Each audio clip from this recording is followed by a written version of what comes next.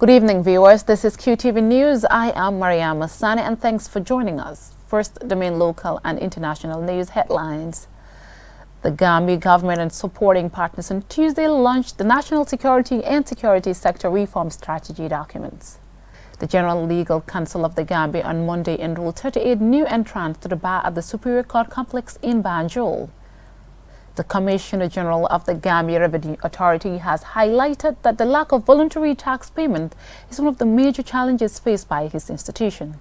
A former businessman who was tortured by NIA told the Truth Commission on Tuesday that he named his first child after ex-President Jammeh, but later changed the name after Jammeh's security agents wanted to kill him.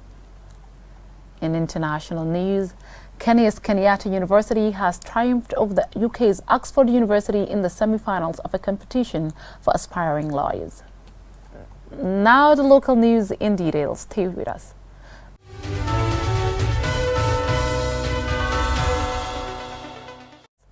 The Gambia government and supporting partners on Tuesday launched the National Security and Security Sector Reform Strategy documents.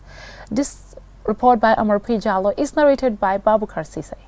The security sector reform process was launched by President Barrow in 2017 and subsequently the National Security Policy in May 2019 and saw a solid foundation and serve as the overarching national strategy document in the Gambia's pursuit of our national security.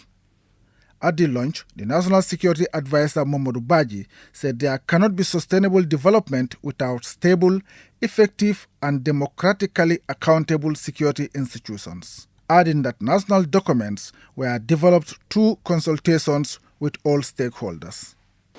The sectorial strategies will include national defense policy, the military strategy and the internal security strategy respectively, border management strategy, counter-terrorism strategy, cyber security, and information and communication technology strategy, which will culminate with sensor strategy.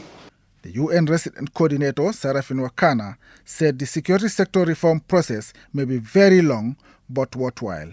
She expressed hope that the implementation process will be a success. From a global dimension, the United Nations commitment to 2030 agenda and sustaining peace makes clear that in our reform efforts, we should support security systems which are people-focused, right-sized, and accountable. SSR can be instrumental to achieving Target 16.1 of the Agenda 2030 to prevent and reduce violence in all its forms. The Minister of Justice, Dauda A. Jallo, said the formulation of the national security and security sector reform strategies as the primary framework documents for the government and security services is a manifestation of the Barrow administration's commitment to ensuring that national security is preserved and sustained. He adds that the recognition, support and cooperation of Gambians, including members of the security services, are vital in ensuring the independence, safety and sovereignty of the country based on the principles of democracy, good governance and respect for the rule of law.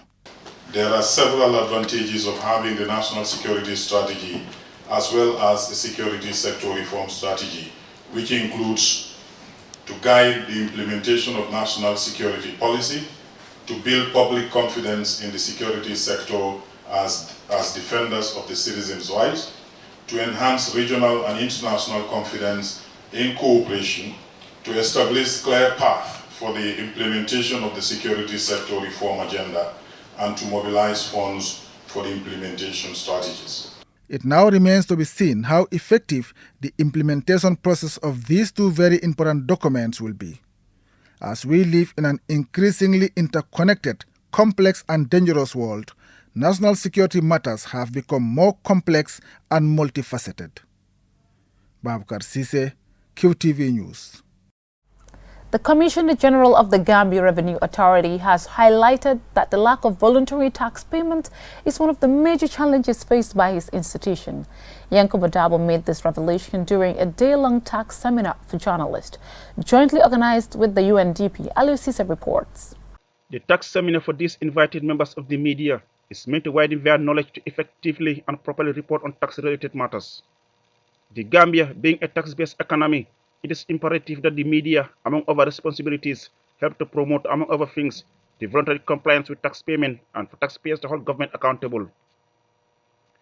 The participants will be taken through the GRS mandate, revenue collection laws, the GRA developed corporate strategic plan 2020-2024, and tax administration processes and procedures. Yankuba Dabo, the Commissioner General of the Gambia Revenue Authority, said tax compliance and revenue collection is important to national development. Our major problem is having a voluntary tax compliance. And if we have the compliance level higher, it makes life easy for us as tax collectors. And at the same time, government will also be happy because that means more revenue. And in doing that, we cannot do it alone. We need the involvement of everybody, more particularly the media. CG Dabo said it is a duty to pay tax, adding that the tax system in the country is self-assessment. However, where there are doubts, the GRA tax auditors will conduct audit on a concerned business. It is not GRA that comes and said, hey, this company or this individual, come and pay $1 million. No. It is you who is doing your business, be it an individual or a company. You assess yourself. You fill the forms, you bring the returns to us at the level of GRA. You say, this is, after assessing myself, this is what I brought in to pay. And we accept it in good faith. And then we move on. So if we have more people doing that, then it means that the compliance level is gone up. But if you are doing a business, you are not coming forward to pay your taxes, and you are waiting that GRA should come and tell you to come. That means you are not doing justice to yourself. Of course, it's just going to be a matter of time, but we will get you. Lami Jahate, program manager at the Gambia Press Union, said the GPU is proud of associated with the training, which he believes will impact on the daily reporting. He hopes the GRA will continue to organize more trainings for the media. We do know in this country, journalists do not very well report about tax issues because tax issues are complicated by nature, and journalists are not technicians. For them to report on tax issues, they need to be trained. Esa Jallo, Deputy Commissioner General and Head of Domestic Taxes Department, recognized the critical role the media plays in relation to the work of the GRA. Taxation in the 21st century, he said, provides for social contract between the government and the people to account for the judicious spending of the taxes. Lucy Faijan, chairperson of the GRA board, advocates support for GRA in order to effectively serve the purpose for which it was established by an Act of Parliament called the GRA Act 2004. GRA is our GRA. It's your GRA, and GRA is our GRA. We all contribute to GRA activities, and GRA works for us. So we really have to support GRA.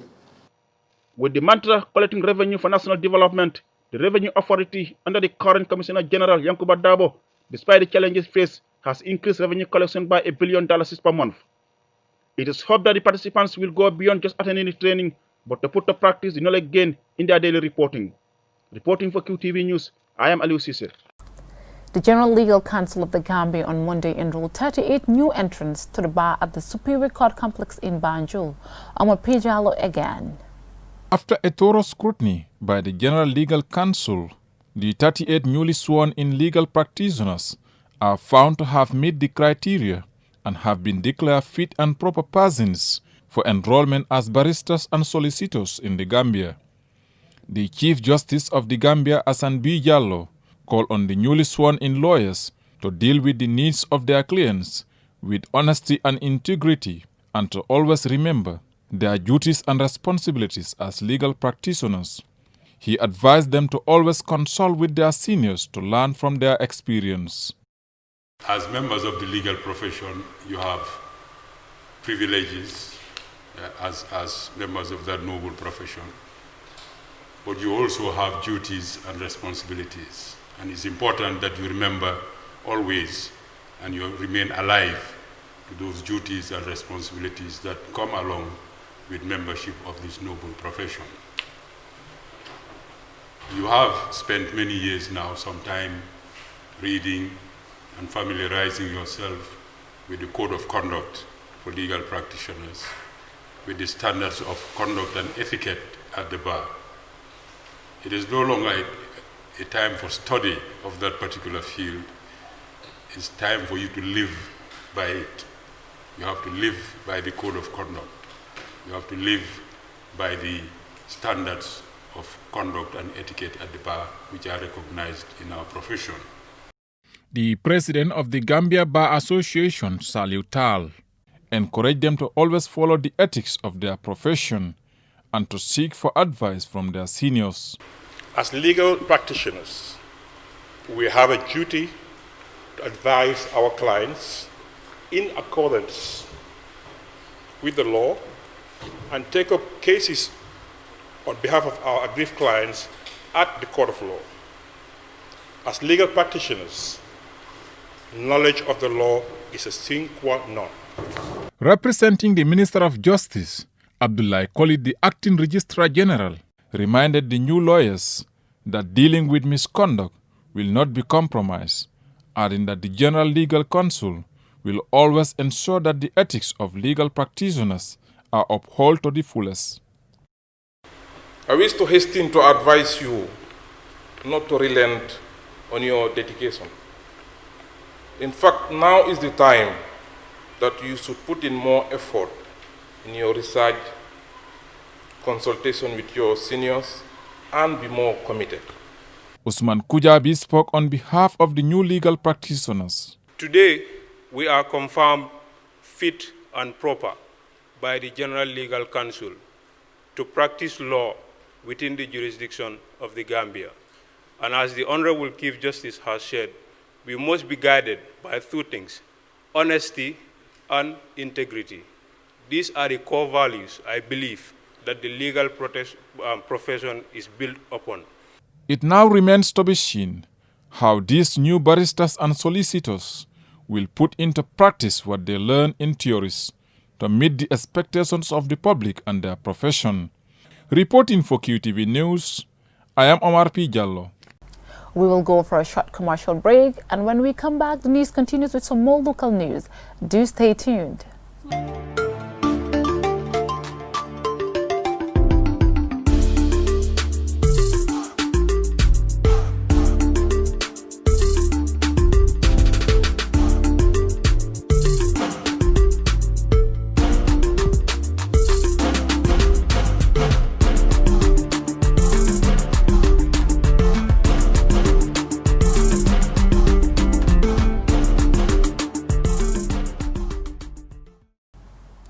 70 PIU officers have completed a training course on public order management, which was organized and sponsored by the French Corporation. A closing ceremony was held today at the PIU headquarters, where officials stressed the significance of such training to prepare our security to meet standards and demands of public order management in a democracy. Mahmoud Lamin Choi reports. This is a batch of 70 PIU officers who have completed a week-long training course on how to manage the public during peaceful or violent demonstrations. Public order management is one of the most critical and fundamental responsibilities of this unit of the Gambia Police Force. At this event, the participants are displaying the skills and knowledge they have acquired from the training, such as containment of a critical operational situation, environmental analysis, and the issuing of proper orders in line with democratic and professional standards. The training comes after more than 3 years of the Gambia government's implementation of a security sector reform program after the end of the previous regime, which registered serious human rights violations through the use of security forces. Building the capacity of law enforcement officers is expected to meet the demands of democracy with due consideration of the rule of law. You are expected to uphold the highest standards possible in terms of respect for human rights and professional conduct. My administration is working with the government and development partners to provide you, the officers, the appropriate equipment to perform your duties diligently and effectively. In order for the security services to be responsive and accountable to the public, they need to be well-trained and reoriented, for their role in a democratic environment is very crucial. The French government offers this support to improve the capacity of a whole PIU unit in public order management for the enforcement of Gambia's laws in line with the rule of law and upholding of democratic values. The training is consecutively rolled out after a similar one in June last year. Each and every Gambian citizen has the right to protest for or against any issue of concern. This is a right guaranteed by the Constitution. The police are one of the leading national human rights protection agencies, and therefore it must never be seen as damaging rights in any way. Over the past few years, the Gambia has witnessed a more open environment that has allowed citizens to exercise their constitutional right to freedom of assembly, with a few sparking violent confrontation between civilian demonstrators and the police, leading to injuries and loss of lives. This support and other capacity-building initiatives have the potential to change the narrative. Having successfully undergone with the training, the Ministry of Interior is of the assurance that the expertise and competence profiled by the French Charge d'Affaires in the Gambia to the beneficiary trainers or officers, including the PIU commander, the platoon, and their respective section commanders, to simple agents, will enable them to handle and manage public riots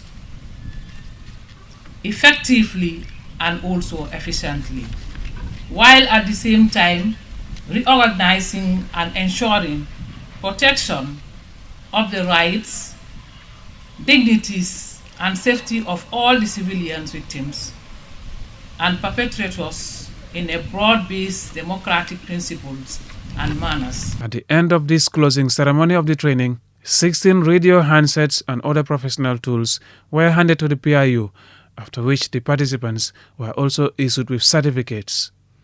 Mahmoud Lamin Choi, Qtv News. A former businessman who was tortured by NIA told the Truth Commission on Tuesday that he named his first child after ex-President Jammeh, but later changed it at his son's request after Jammeh's security agents wanted to kill him. Babakar C. reports. Banta Jaite, a businessman, said he was arrested and accused of helping Pa Bojang, ex-President Jammeh's uncle, to evade arrest and leave the country. The witness said a reward of $1 million was announced for any information leading to Pa Bojang's arrest. Bojang was the head of Jammeh's businesses KGI and Kanilai farms at traffic lights along Kairava Avenue. After his arrest, Mr. Jada said he was escorted to the NIA headquarters to face a panel of investigators before being tortured. Somebody hit me on my back, I fall on the stairs there again. But not with his hands, and I recognize that he hit me with something. After his release, following a tip-off that an order had been given for his rearrest, that's where he left the country and sought refuge until the change of government when Jammeh was toppled in the elections. The witness further stated that his hometown of Buyam and Bujinga, where Jammeh's mother comes from, is very close and shared a lot. In 2006, Jada said he named his child after ex-President Jammeh, but had to do something that is very uncommon based on Jammeh's namesake's request. I just got a son, 2006. I named him after Yaya Jammeh. But then when he want to kill me, and the boy protested in America, he doesn't want to bear the name again. So they sent me all the documents in Senegal when I was in exile. I signed them all, and then my wife gave his father's name to the boy. His name is Malik. He urges the current government to employ educated people in crucial positions in government agencies and also to withdraw responsibility from those who testified at the TRRC confessing to taking part in violating people's rights. Babu Garsi, QTV News. We will take another short break and we continue with international news when we return.